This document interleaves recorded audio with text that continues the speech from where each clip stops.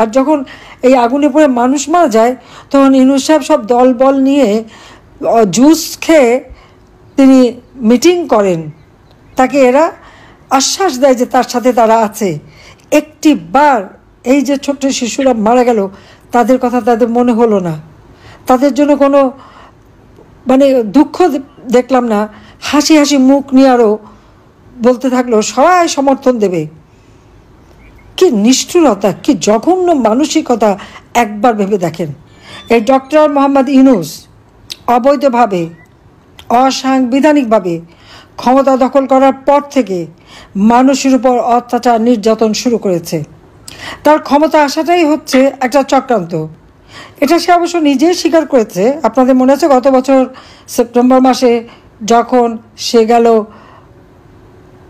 আমেরিকায়, Bill Clinton ফাউন্ডেশনে দাঁড়িয়ে খুব খুশি মনে বলল যে এবারের যে ছাত্র আন্দোলন, এই আন্দোলন কোনো ছাত্র জনতা নাকি কিছু জানতো না, এটা সবই ইউনূসের মেটিকুলাস ডিজাইনে মাস্টার মাইন্ড দ্বারা সংগঠিত।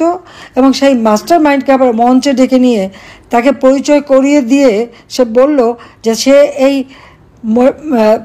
চক্রান্ত করেই শেখ হাসিনাকে ক্ষমতার থেকে হটিয়ে সে ক্ষমতা দখল করেছে। এ বলে আবার নিজে আবার হাততালি দেয়। কত বেহায় হতে পারে লোকটা, একবার চিন্তা করেন। এবং তার এই মেটিকুলাস ডিজাইনের অংশ হিসেবে 15 জুলাই থেকে পুলিশ, আওয়ামী লীগের নেতাকর্মী, সাংবাদিক, সাংস্কৃতিক কর্মী, ডাক্তার, ইঞ্জিনিয়ার, আইনজীবী কেউ রেহাই পায়নি।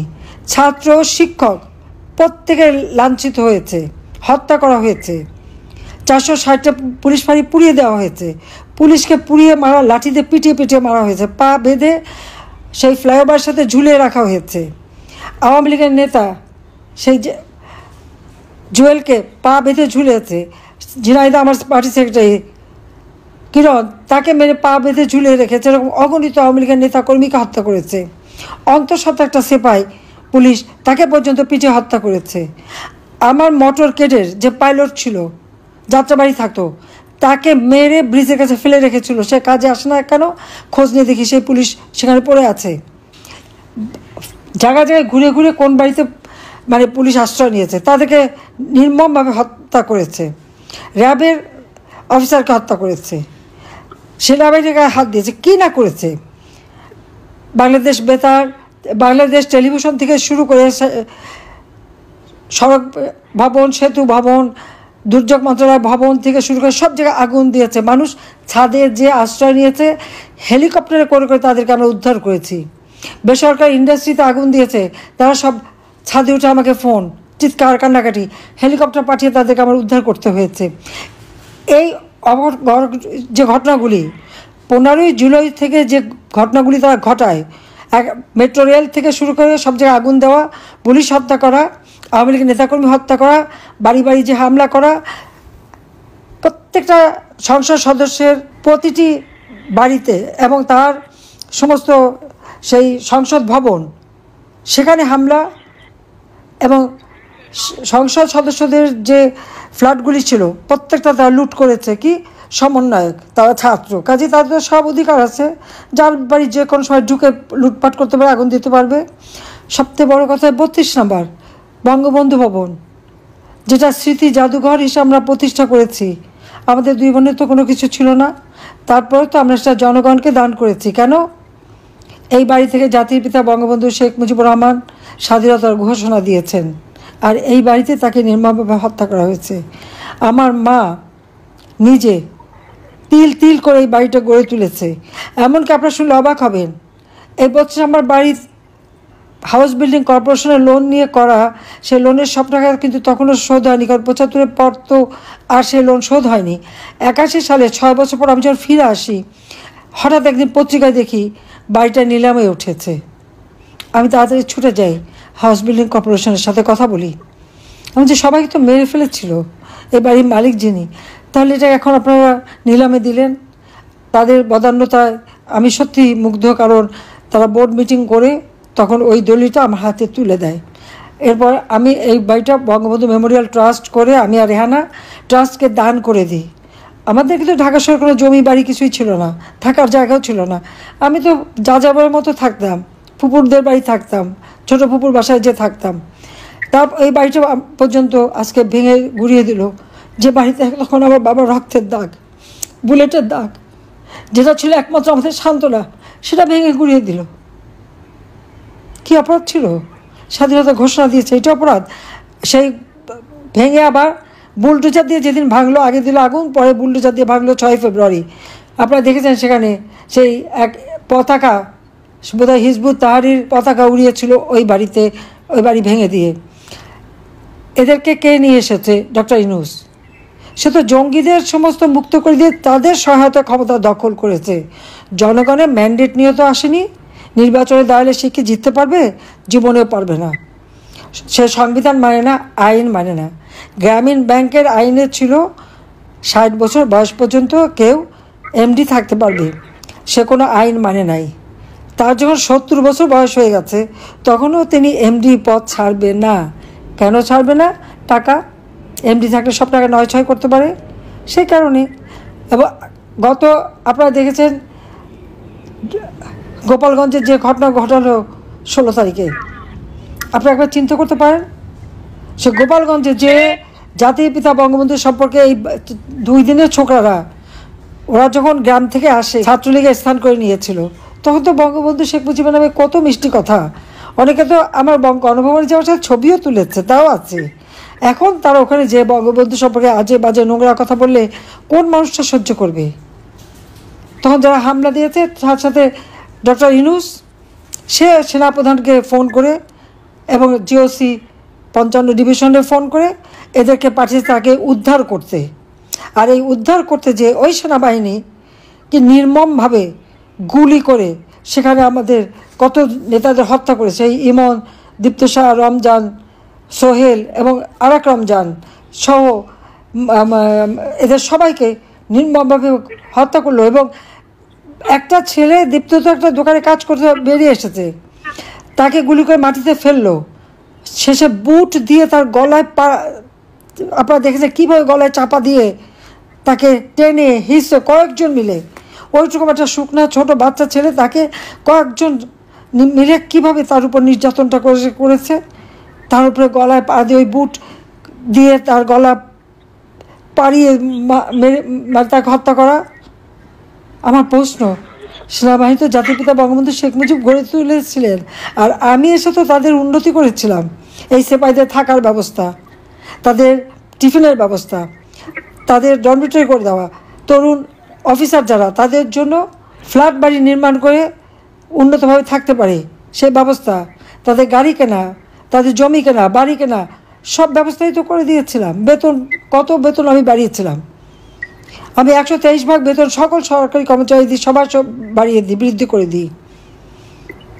আর সেইখানে গোপালগঞ্জের মতো জায়গায় যে সে এইরকম হত্যাকাণ্ড চালায়, এবং শুধু এখানে থামে নাই, কারফিউ জারি করে, 144 ধারা দেয়, প্রত্যেক বাড়িতে ঢুকে ঢুকে পুরুষ মানুষ কে আছে সবাইকে ধরে নিয়ে যায়। যত ইয়াং 16 বছর, 18 বছর, 14 বছর ছেলেপেলেদেরকে ধরে নিয়ে গেছে। 51 জনের কোনো খবর নাই। আমার সন্দেহ যে ইউনূস তাদেরকে মেরে গুম করে দিয়েছে।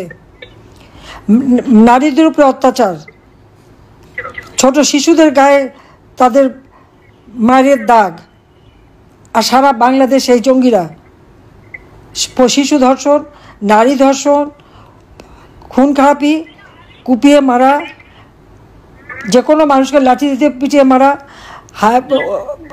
সুপ্রিম কোর্টে প্রধান বিচারপতি সহ বিচারপতিদের অপমান করা, তাদের বাড়িতে যে হামলা করা, শিক্ষকদের অপমান করা, স্কুলের শিক্ষক হোক, ইউনিভার্সিটির শিক্ষক, তাদের উপরে হামলা, তাদেরকে জোরকে পর্দা করানো। সবচেয়ে বড় কথা, খায়রুল হক সাহেব সাবেক প্রধান বিচারপতির কী অপরাধ ছিল? তাকে কেন গ্রেপ্তার করা হলো? তিনি তো আওয়ামী লীগের কোনো মামলার রায় দেয়নি, যে মামলাটা নিয়ে তারা প্রশ্ন তুলেছে। আমি জানি না, পুরনো ঢাকায় একটা সিনেমা বিল্ডিং ছিল, সিনেমা হলের নাম ছিল moon cinema hall. Ziaur Rahman অবৈধভাবে ক্ষমতা দখল করার পর মার্শাল ল জারি করে ক্ষমতা দখল করেছে, এবং মার্শাল অর্ডিন্যান্সের মাধ্যমে সে ক্ষমতা ভোগ করেছে। এবং এই অর্ডিন্যান্সের মাধ্যমেই, মার্শাল লর মাধ্যমেই, যে মূল মালিক সিনেমা হলে, তাকে বাদ দিয়ে অন্য একজনকে মালিকানা দিয়ে দেয়। তখন যে মূল মালিক সে মামলা করে, ওই মামলা দীর্ঘদিন চলতে থাকে। চলতে চলতে যখন রায়টা আসে, এখন যিনি প্রকৃত মালিক, যার হাতে সমস্ত দলিলপত্র, তাকে ন্যায় বিচার দেওয়ার জন্য, মামলা রায় দেওয়ার জন্য তখন খায়রুল্লাহ সাহেবের যে জাজমেন্ট বলেছেন, মার্শাল, এটা কোনো গণতান্ত্রিক ধারা না, এই মার্শাল দিয়ে ক্ষমতা দখল সম্পূর্ণ অবৈধভাবে ক্ষমতা দখল, এটাই নাকি তার অপরাধ। এটা তো বাস্তব, এটা তো বাস্তব। জাতির পিতাকে হত্যা করে তো ক্ষমতা এসেছে মার্শাল্লাহ দিয়ে। আবার এরশাদও সেই একই পদাঙ্ক অনুসরণ করেছে, আইয়ুব খানও তাই করেছিল। আর এখন তো ইউনূস যে ক্ষমতা এসেছে, তার তো কোনো জনগণের ম্যান্ডেট নাই, সংবিধানের কোনো ধারাবলী ম্যান্ডেট নাই। আজকে তারা সংবিধান নাকি সংস্কার করবে, নতুন সংবিধান লিখবে। যারা বাংলাদেশের নাগরিক না, বাংলাদেশে অপকর্ম করার পরে যেন ভেঙে গেছে বিদেশে, তাকে বানিয়েছে সংবিধান সংশোধনের প্রধান হিসেবে। যে বাংলাদেশেরই নাগরিক না, সে বাংলাদেশের লাখো শহীদের রক্ত দিয়ে কেনা সংবিধান কি সংস্কার করবে আমাকে বলেন তো। আর আওয়ামী লীগ, যে আওয়ামী লীগের দেশের স্বাধীনতা এনে দিল, সেই আওয়ামী লীগের নাম কেউ নিতে পারবে না, জয় বাংলা স্লোগান দিতে পারবে না, যে স্লোগান দিয়ে লাখো মানুষ জীবন দিয়েছে। জাতির পিতাকে অপমান করা, এদেশে মুক্তিযোদ্ধাদের অপমান করা। আর যারা রাজাকার বাহিনী ছিল, এমনকি কয়েকদিন আগে দেখেছেন এক রাজাকার গলায় মালা দিয়ে যে ১,৫০০ মানুষকে হত্যা করিয়েছিল এই সে পাকিস্তানি বাহিনী নিয়ে, যে তার গলায় ফুলের মালা। আর যারা রক্ত দিয়ে দেশ স্বাধীন করেছে, পঙ্গুত্ব বরণ করেছে, তাদের গলায় জুতার মালা। এই হলো বাংলাদেশের অবস্থা ডক্টর মোহাম্মদ ইউনূসের আমলে। জঙ্গি শাসন, এমনকি আপনারা দেখেছেন মাইলস্টোন স্কুলে একটা এয়ারফোর্সের প্লেনের অ্যাক্সিডেন্ট ঘটলো।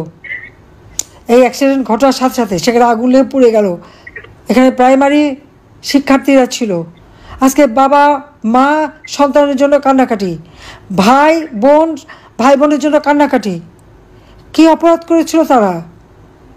লাশের সংখ্যা কমাবে, বেশি লাশ মারা গেলে নাকি এটা ওনার ইজ্জতের প্রশ্ন। ওনার ইজ্জত বাঁচাতে মায়ের বুক খালি করা।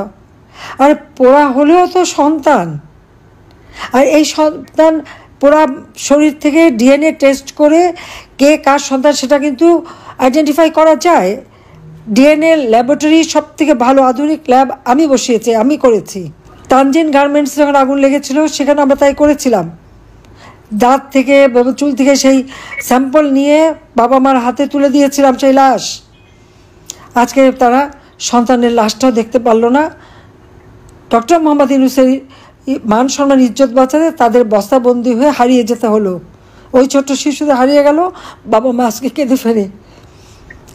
বাবাকে কীভাবে সান্ত্বনা দেবে?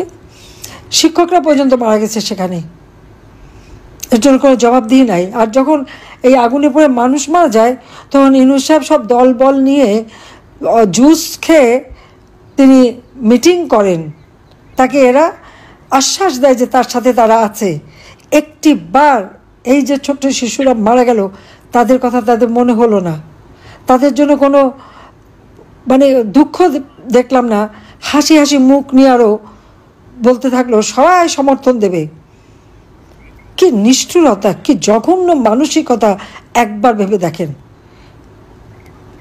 গোপালগঞ্জে গণহত্যা চালালো, আর মাইলস্টোন স্কুল কলেজে ছোট্ট শিশুরা আগুনে পোড়া, তাদের লাশ চুরি করে মায়ের বুক খালি করে, মায়ের চোখের কান্না উপেক্ষা করে উনি ওনার ক্ষমতার ভিতটা তৈরি করলেন। এর থেকে লজ্জার ঘৃণার আর কিছু নেই। এর হাতে দেশের স্বাধীনতা, সার্বভৌমত্ব, বাংলাদেশের জনগণ নিরাপদ না। এদের হাত থেকে দেশকে রক্ষা করতে হবে। তাই যে যেখানে আছেন, যে যেভাবে আছেন, আপনাদের সবাইকেই যার যতটুকু শক্তি আছে এটা দিয়ে জনগণের পাশে দাঁড়াতে হবে। আমাদের দেশের মানুষ খুব কষ্টে আছে। দ্রব্যমূল্যের ঊর্ধ্বগতি, মানুষের জীবনে নিরাপত্তা নাই, নিরাপদে চলতে পারে না, মেয়েরা দিনের বেলা ঘর থেকে বেরোতে পারে না। এমনকি যারা আন্দোলন করে আমার পদত্যাগ চেয়েছে, সেই মেয়েদেরকে আমি আন্দোলন চলাকালীন সময় তো আমি তাদের সবসময় আমি সচেষ্ট ছিলাম। আজকে আমার বিরুদ্ধে মিথ্যা মামলা, আমার রেহানা, আমাদের 5টা বাচ্চা, প্রত্যেকের বিরুদ্ধে মিথ্যা মামলা দিয়ে আমাদের হয়রানি করে যাচ্ছে, যার যার কর্মস্থানে মিথ্যা অভিযোগনামা দিচ্ছে। আজকে দুর্নীতি দমন কমিশনের চেয়ারম্যানকে বিমানে চাকরি করত, তার দুর্নীতির কারণে তার সেখান থেকে সরিয়ে দেওয়া হয়, আর সে হয়ে গেছে এখন চেয়ারম্যান। আর ইউনূসের নামে যে দুর্নীতির মামলাগুলি ছিল সব মামলা প্রত্যাহার করে নিয়েছে। তার ট্যাক্স ফাঁকির মামলা সেটাও প্রত্যাহার। লেবার কোর্টে লেবারদের অর্থ আত্মসাতের মামলা সেটাও সাজা সব মওকুফ। আর আমাদের বিরুদ্ধে সমানে মিথ্যা মামলা দিয়ে যাচ্ছে। প্রতিদিন একটা করে হত্যা মামলার আসামি, আমি প্রায় 450 হত্যা মামলার আসামি, আর আওয়ামী লীগের কোনো নেতাকর্মী বাদ নাই। আজ আবার শুনলাম আমাদের সমস্ত নেতাদের নাকি একটা বিশেষ জেলে নিয়ে যাবে। এ পর্যন্ত 27 জনকে জেল হত্যা করেছে, আমাদের নেতাকর্মীদের হত্যা করেছে। গতকালকেও একজনকে নির্যাতন করে হত্যা করেছে। আমি জানি না আমাদের নেতা, যেখানে 14 দলের নেতারাও আছে, তাদের ভাগ্যে কী আছে বলতে পারি না। আবু সাইদ, মুগ্ধ থেকে শুরু করে প্রত্যেকটা হত্যাকাণ্ড ইউনূসের মেটিকুলাস ডিজাইনেরই অংশ। তাদের হত্যা করে লাশ ফেলে লাশের উপর পাড়া দিয়ে ক্ষমতা এসেছে ডক্টর মোহাম্মদ ইউনূস এবং তার ওই সাথী সমন্বয়করা, যে জন্য আজকে তাদের সাজোয়া বাহিনী দিয়ে পাহারা দিয়ে মিটিং করাতে হয়। আজ পর্যন্ত কোনো রাজনৈতিক নেতা বা রাজনৈতিক দল এভাবে সাজোয়া বাহিনী দিয়ে গেছে আপনারা শুনেছেন, দেখেছেন কখনো? কখনো দেখেননি। বাংলাদেশ বিচিত্র দেশ, সেটাও দেখা যাচ্ছে। যুদ্ধাপরাধী, খুনি, জঙ্গিদের দেশ হয়ে গেছে আজকে, জঙ্গিদেরই রাজত্ব। আর আমরা যারা গণতন্ত্রে বিশ্বাস করি আমাদের স্থান নাই। যাক, সবাই ভালো থাকেন, সুস্থ থাকেন। আর এই জঙ্গি শাসক, মানবতা বিরোধী, গণহত্যাকারী ইউনূসের হাত থেকে দেশকে রক্ষা করেন, দেশের মানুষকে বাঁচান। আমরা আছি মানুষের পাশে থাকবো। আল্লাহ যখন জানটা বাঁচিয়ে রেখেছে, অবশ্যই এর বিচার একদিন আমরা করবো ইনশাল্লাহ। জয় বাংলা, জয় বঙ্গবন্ধু, বাংলাদেশ চিরজীবী হোক। খোদা হাফেজ।